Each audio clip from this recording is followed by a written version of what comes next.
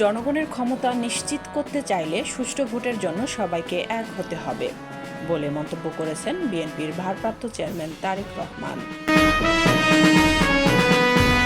PR পদ্ধতি ছাড়া স্বচ্ছ নির্বাচন সম্ভব নয় বলে মন্তব্য করেছেন ডক্টর তাহের।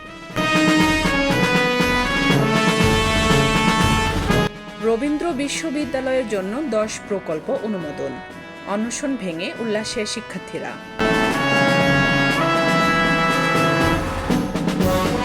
নির্বাচনে রাজনৈতিক দলগুলোকে নারীদের অংশগ্রহণ নিয়ে সচেতন হওয়ার আহ্বান মঈন খানের। হত্যা মামলায় মাই টিভির চেয়ারম্যান নাসির উদ্দিন গ্রেপ্তার।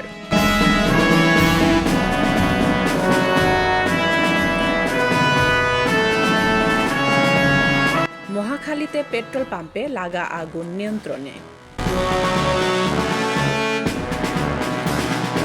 চট্টগ্রামে পুলিশ কর্মকর্তার ওপর হামলা মামলার প্রধান আসামি গ্রেপ্তার।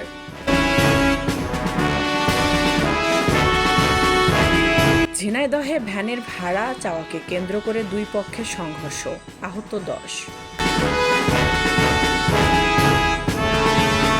নোয়াখালীতে পলিথিন কারখানায় অভিযান, 6.5 লাখ টাকা জরিমানা।